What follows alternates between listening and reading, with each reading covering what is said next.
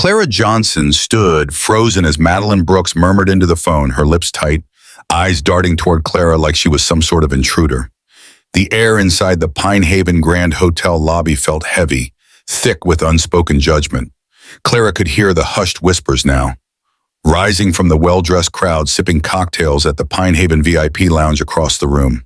She shifted her weight, adjusting the strap of her duffel bag, feeling the burn of every stare crawling across her skin. "Yes," Madeline repeated, voice low but pointed. "I have someone claiming she has a reservation, but there's no record. She's being difficult." The words sliced through the air, carrying just enough for those nearby to hear. The older couple behind Clara exchanged glances, their lips twisting into barely concealed sneers. Clara's jaw clenched. She'd faced enough microaggressions in her 20 years to know exactly what was happening, but this was blatant. Still, she kept her voice steady. "I have my confirmation email. I paid in full weeks ago." She slid her phone forward again, her finger pointing to the bolded reservation number. Madeline's icy gaze fell to the screen, but only for a second before she smirked. "Like I said, I don't see you in the system. Maybe you booked through a third-party site? Happens all the time. People show up thinking they belong here." Her voice trailed off, dripping with condescension. Clara felt heat rise to her cheeks. "I booked through your official website," she snapped, her patience fraying. "Check again." Madeline let out a dramatic sigh, fingers lazily tapping the keyboard. "Nothing," she said, leaning back. "You're not in the system, sweetheart." Clara's stomach twisted. She could feel every pair of eyes in that lobby waiting for the scene to explode. "Then let me speak to your manager," she demanded, her voice firm. Madeline's smirk deepened. "I am the manager." Before Clara could respond, Madeline picked up the phone again. "Security? I need assistance at the front desk. We have a situation." Clara's breath caught. Was this really happening? She turned, locking eyes with the couple behind her. They looked away, satisfied. The distant hum of the hotel's air conditioning filled the silence, but the damage was done. Clara gripped the handle of her suitcase, her knuckles white. This wasn't just a mistake. It was personal. Madeline Brooks hung up the phone slowly, turning back toward Clara Johnson with a thin, triumphant smile. "Unfortunately," she drawled, voice loud enough to echo across the Pine Haven Grand Hotel lobby, "there's no record of a booking under your name." Clara stiffened, leaning forward slightly, her dark eyes narrowing. "That's impossible," she shot back, her voice firm. Madeline's smirk faltered for a second before she quickly recovered. "Perhaps you booked at one of our sister properties," she suggested, her tone syrupy sweet but laced with condescension. "No," Claire replied, her voice sharpening. "I booked right here, Pine Haven Grand Hotel. Can you check again?" Madeline sighed dramatically, her manicured fingers tapping at the keyboard with exaggerated laziness. After a brief pause, she shook her head. "Nope, nothing." Heat crept up Clara's neck as she glanced down at the glowing confirmation email again. Her heart pounded against her ribs like a drumbeat. She had prepared for delayed flights, lost luggage, even the chilly 42-degree night air outside. But not this. "I don't understand," Clara said through clenched teeth. "I paid in advance. I have the receipt and the charge on my card." Madeline arched a brow, amusement flickering in her pale blue eyes. "I'm sure you think you did," she said slowly, each word landing like a slap. "But our policy is clear. No reservation, no room." Clara's patience finally snapped. "Then I want to speak to a manager." Madeline's lips curled into a grin. "I am the manager." The words hit Clara like a punch. "Then maybe someone else can check," she pressed, unable to hide the fury trembling in her voice. Madeline's gaze hardened. Without another word, she reached for the phone and dialed. "Security?" she said, her voice deliberately lowered but loud enough to draw attention. "We have a situation, a guest refusing to leave." Clara's stomach flipped. "Excuse me?" she gasped. Madeline set the phone down slowly, satisfaction radiating from her smug expression. "I've asked you several times to provide proof," she said loudly, making sure the surrounding guests heard. "Since you failed, I'll need you to step aside." From a side door, 2 security guards appeared. The older man's hand hovered near his radio, while the younger one hesitated, his gaze softening as it landed on Clara. But it was too late. The scene was set, and Clara stood at the center of it, humiliated. Madeline smirked, her voice dripping with condescension. Sure you did. One of the security guards stepped closer, the older one squaring his shoulders. Clara Johnson's pulse thundered in her ears as she tightened her grip on her phone, her free hand curling into a fist. This wasn't happening.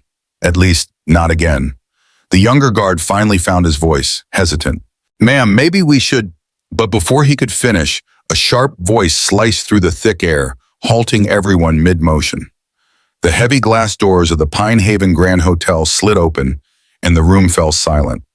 Clara turned toward the entrance just as a sleek black Lincoln Navigator pulled up outside. Out stepped a woman whose very presence seemed to lower the temperature in the room by 10 degrees. Vanessa Reynolds stood there, statuesque, her expression unreadable behind dark designer sunglasses. Slowly, she slid them off, revealing sharp, calculating eyes. The hush was palpable. Even the hum from the nearby Pine Haven VIP lounge seemed to fade as the hotel staff and guests watched, holding their breath. Madeline's smirk twitched, faltering. The older security guard stiffened. Vanessa's eyes swept over the scene, narrowing when they landed on Clara. Slowly, she turned her gaze to Madeline, examining her the way one might inspect something foul on their shoe. Clara exhaled, shoulders sagging in relief. The storm had arrived. For a moment, no one spoke. It was as if time itself paused in the grand marble lobby. Vanessa took slow, deliberate steps forward, each click of her heels echoing like a countdown. She was dressed impeccably in a navy blue pantsuit, a silk blouse tucked neatly beneath the tailored lapels. A diamond bracelet sparkled on her wrist as she adjusted her purse, her every move calculated, calm, dangerous. Vanessa's gaze softened as she looked at Clara. Baby, what's going on? Her voice was even, but Clara knew her mother too well. Beneath that smooth cadence simmered barely restrained fury. Clara swallowed hard, words catching in her throat. Madeline cleared her throat quickly, trying to regain her composure. Ma'am, can I help you? Her voice trembled despite the forced smile. Vanessa didn't even glance her way. Instead, she cupped Clara's face gently. Did they touch you? She asked, her voice low. Clara shook her head. No, but... Madeline cut in, her tone falsely firm.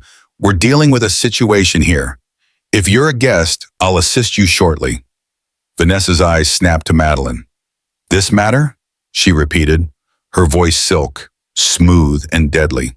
James Wilson stepped forward, his voice smooth but firm. Yes, this young woman attempted to check in without a valid reservation. Unfortunately, we cannot accommodate individuals without confirmed bookings. Clara Johnson opened her mouth to protest, but Vanessa Reynolds gave her daughter's hand a subtle squeeze, silencing her.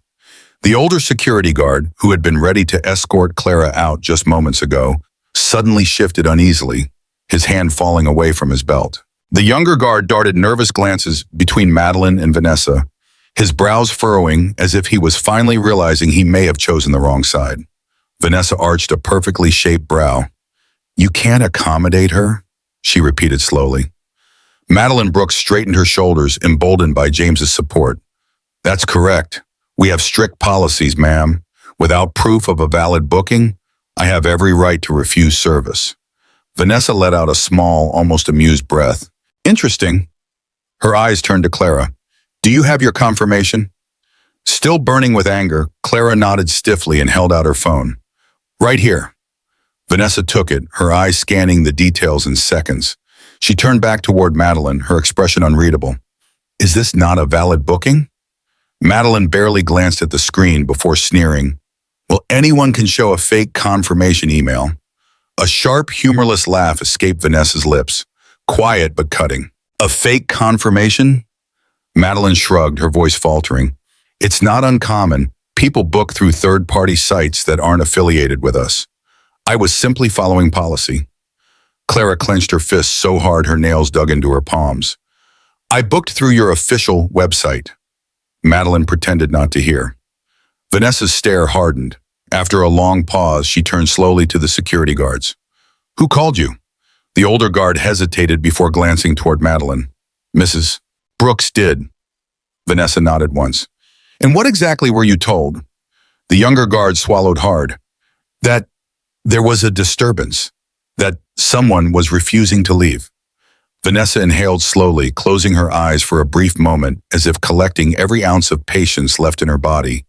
Then she stepped closer to Madeline, her voice dropping to a lethal calm. Let me make sure I understand. My daughter, who has a confirmed reservation, was denied service, humiliated in front of other guests, and now you're accusing her of falsifying her booking? Madeline stiffened. I didn't know she was your daughter. Vanessa's lips curled ever so slightly. You shouldn't have needed to.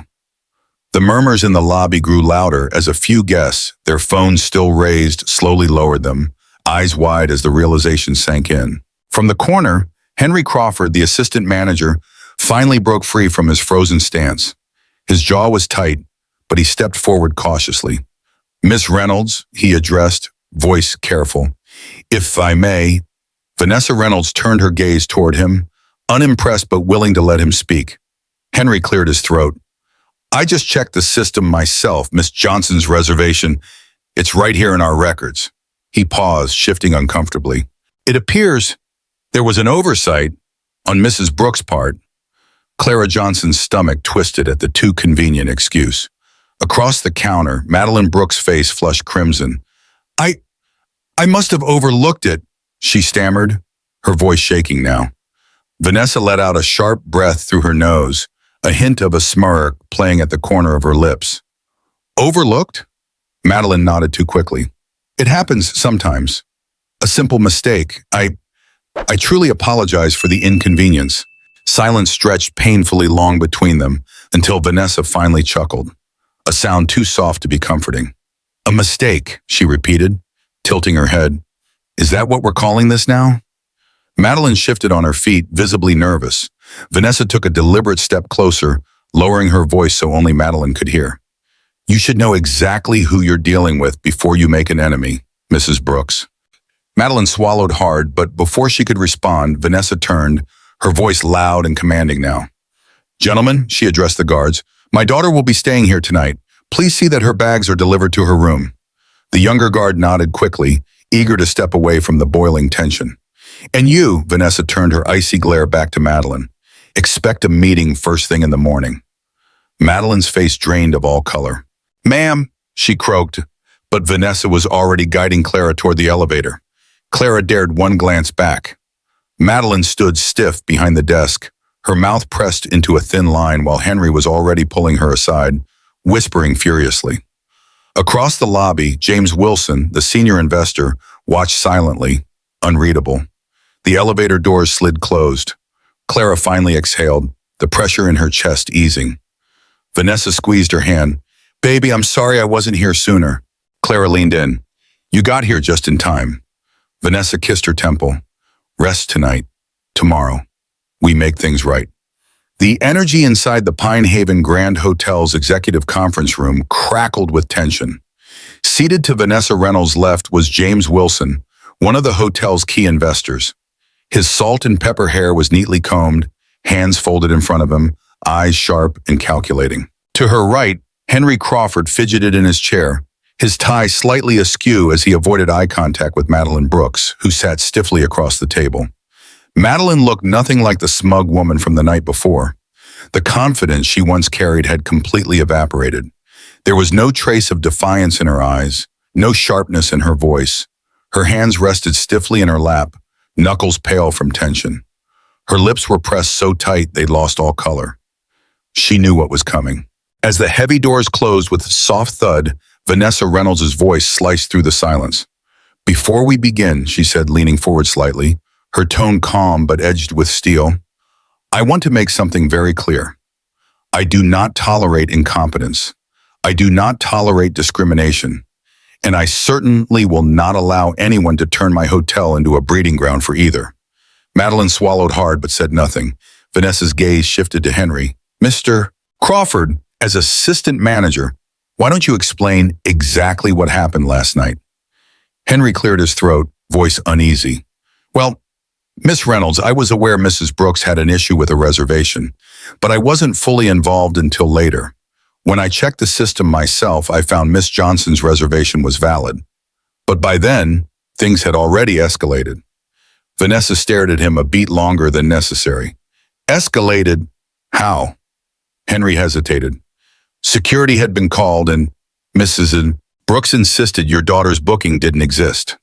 Vanessa nodded slowly, absorbing every word. Without looking away from Henry, she asked coldly, was this an oversight or was it intentional? Madeline bristled. It was an honest mistake. Vanessa's head snapped toward her. Was it? Madeline flinched. Yes, ma'am. It wasn't intentional. Vanessa cut her off, voice cold as ice. Let's stop right there. She turned to James. Mr. Wilson, have you reviewed the footage? James nodded once. I have. And what did you see? His voice was grave. I saw Mrs. Brooks treat a paying guest with hostility from the moment she arrived. She dismissed proof, called security, and publicly humiliated Miss Johnson. Vanessa's lips pressed thin. Would you say that reflects this hotel's values? James didn't hesitate. No. Vanessa's voice dropped to a whisper, sharp as a blade. You humiliated my daughter in front of dozens of guests. You called security on her. You accused her of falsifying a reservation. And when she presented proof, you ignored it. You abused your authority, Mrs. Brooks. And now, sitting here, you expect me to believe this was just an oversight? Madeline Brooks' fingers curled tightly against her lap. Vanessa raised a hand, cutting her off coldly. Don't, she warned, shaking her head. Let me ask you something, Mrs. Brooks. If my daughter had been someone else, a young white woman carrying designer luggage, would she have received the same treatment? Silence gripped the room. Madeline's throat bobbed as she swallowed hard. I treat all guests the same, she stammered weakly. Vanessa let out a soft, humorless laugh. Do you? She murmured, her gaze narrowing. Madeline couldn't answer. Taking a slow, steady breath, Vanessa glanced briefly at James Wilson before turning back to Madeline. Here's what's going to happen. Effective immediately, you are suspended while we conduct a full investigation into your past interactions with guests. If we find that this wasn't an isolated incident, you will be permanently terminated. Madeline gasped. Miss Reynolds, please. Vanessa lifted her hand again. You've done enough talking. Her tone was ice. I've built this hotel, Mrs. Brooks, from the ground up. I cultivated its image, its clientele. Every guest who walks through those doors expects and deserves dignity and respect. You tarnish that. Madeline's jaw tensed. I've given years to this hotel. I've worked harder than... And yet, Vanessa interjected smoothly, in one night you managed to damage its reputation. Madeline's voice cracked. I didn't know she was your daughter. Vanessa's expression hardened. That's exactly the problem. She shouldn't have needed to be my daughter for you to treat her with basic human decency. Madeline's mouth clamped shut. Vanessa turned toward Henry Crawford next. Mr. Crawford, you saw what happened. You knew something wasn't right, and you hesitated. I'm disappointed. Henry swallowed hard. There was a lot happening, ma'am. Vanessa held up her hand. I understand. But hesitation in the face of injustice is just as dangerous as the injustice itself. Do better. Henry nodded quickly. Yes, ma'am. Vanessa turned to James. We're sending out a public statement. New policies, bias training, full audit of past complaints. I want everything exposed. James nodded. Understood. Vanessa stood tall. That's all. Madeline rose stiffly, grabbing her folder, steps shaky as she turned to leave. But Vanessa's voice stopped her cold. And Mrs. Brooks, enjoy your suspension. Madeline swallowed hard and hurried out, her heels echoing down the hall. The silence she left behind was deafening. Once Madeline Brooks was gone, Vanessa Reynolds turned to James Wilson, her tone sharp but calm. Make sure every guest who witnessed last night receives a personal apology. I want them to know this is not the standard of my hotel. James nodded. Consider it done. Vanessa glanced toward Henry Crawford. You should get back to work. Henry quickly rose, nodding. Yes, ma'am. Without another word, he slipped out, the door clicking softly behind him. Vanessa exhaled slowly, allowing herself a brief moment of stillness. James watched her, the corner of his mouth lifting into a slight smirk. You handled that well. Vanessa returned the smirk, but there was a sharpness in her eyes. I always do. With that, she adjusted the cuffs of her blazer, grabbed her purse, and strode out of the room, her head held high. The power dynamic had shifted, for good. Matt Dermer. 1 week later, the Pine Haven Grand Hotel was not the same. The once thick tension that hovered like an unspoken rule was gone, replaced by something far more intentional: awareness. Employees walked a little taller, voices lowered with respect, and most importantly, eyes saw a little clearer. Clara Johnson stepped out of a sleek black town car, adjusting the strap of her purse as she looked up at the towering hotel. From the outside, it remained regal, pristine, but Clara knew this place was different now. What happened that night forced change, and she was here to see the final chapter unfold. Vanessa walked beside her, heels clicking confidently against the marble as they entered the grand lobby. Unlike last time, there were no stares, no hushed murmurs. Instead, there was recognition. The concierge greeted them with a polite nod. At the front desk, a new receptionist, someone who wasn't Madeline Brooks, smiled warmly. It was a small shift, but undeniable. James Wilson waited for them near the Pine Haven VIP lounge, hands clasped neatly behind his back, his expression composed but with a hint of satisfaction. "Miss Reynolds," he greeted Vanessa first, then turned to Clara. "Miss Johnson, glad to see you both back." Clara met his gaze, nodding. "Glad to be back." James gestured. "Shall we?" They stepped inside where key investors and senior staff gathered. At the center sat Madeline Brooks, stiff, pale, stripped of arrogance. The weight of consequence was heavy on her shoulders. Vanessa's voice cut through the silence. "Mrs. Brooks, let's not waste time." Vanessa Reynolds sat tall at the head of the conference table in the Pine Haven Grand Hotel's executive lounge, her expression unreadable. Across from her, Madeline Brooks sat stiffly, her back straight, hands clasped tightly in her lap, lips pressed into a thin line. She didn't dare meet Vanessa's gaze. To Madeline's left, James Wilson, the hotel's senior investor, leaned forward, folding his hands as he cleared his throat. "We have a decision to finalize," James announced, his voice firm, professional, leaving no room for debate. Madeline nodded stiffly but kept her eyes locked on the table. James continued, "After reviewing the investigation, including staff interviews, guest statements, and security footage, we've come to a conclusion regarding your actions, Mrs. Brooks." Madeline exhaled sharply, the sound shaky. "I understand," she whispered. Vanessa arched a brow. "Do you?"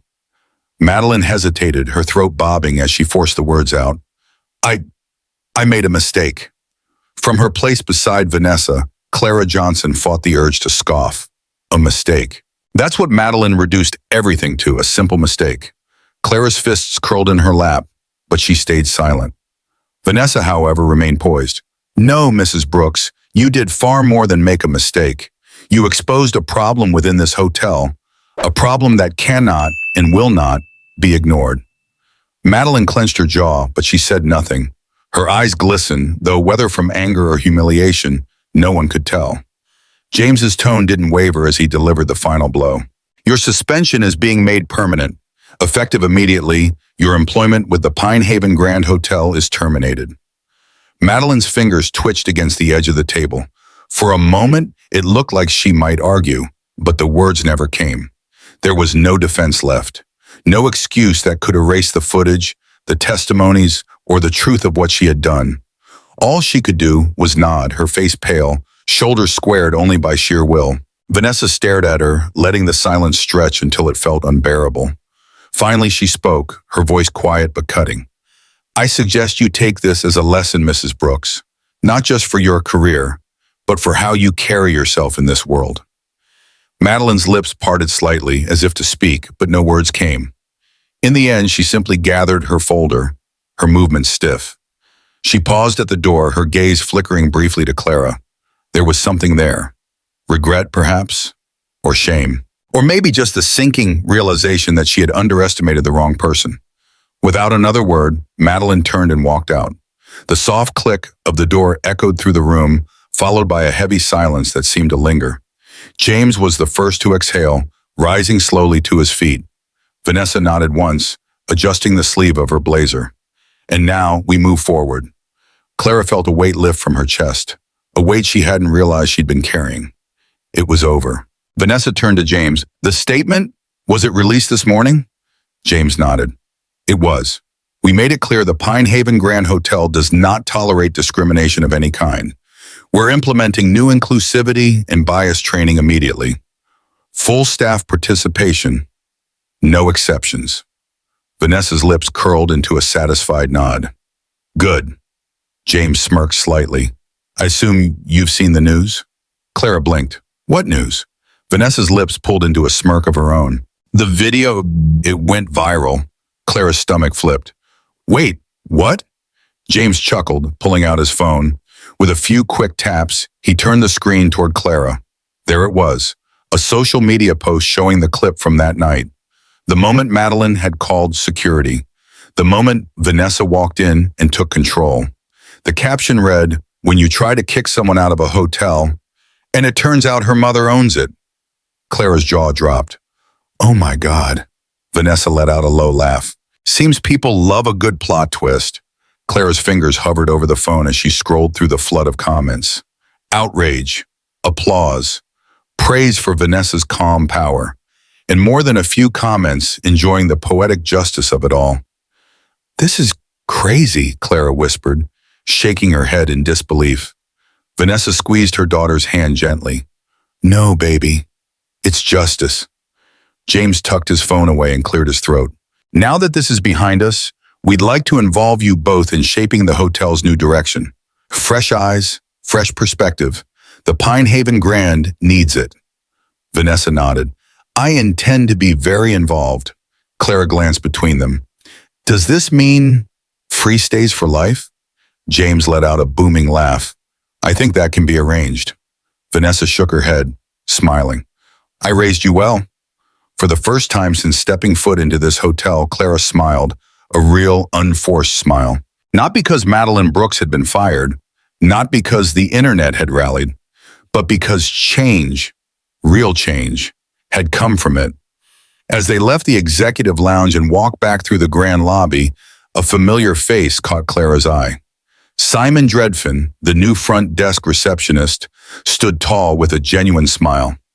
Welcome back to the Pine Haven Grand, Miss Johnson, Simon greeted warmly. We're happy to have you. Clara smiled back. This time it was effortless. This time it was real.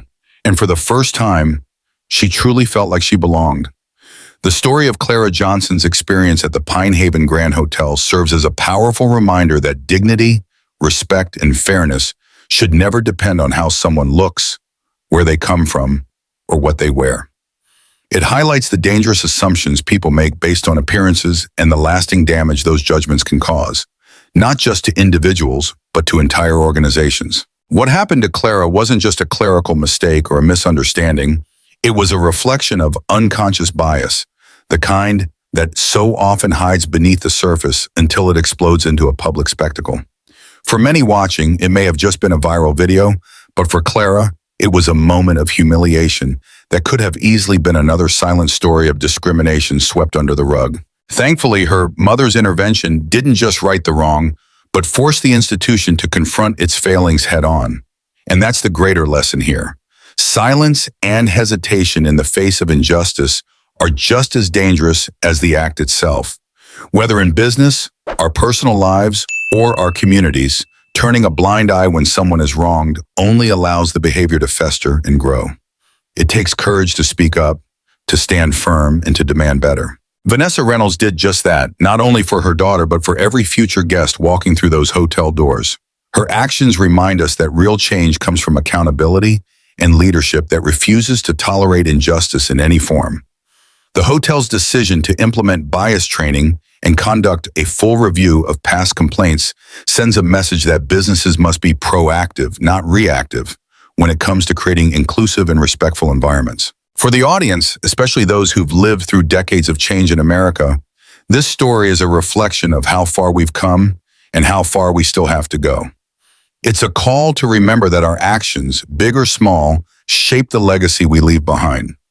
Whether we own a business, manage people, or simply stand witness, we each have a responsibility to ensure everyone is treated with the respect they deserve. Because in the end, what matters most isn't power, money, or status, but how we choose to stand up for what's right when it truly counts. Clara's story is proof that justice is possible, that voices, when used correctly, can tear down walls of prejudice and rebuild something better in its place. And perhaps the most important lesson of all, respect should never have to be earned. It should be given freely as a basic human right.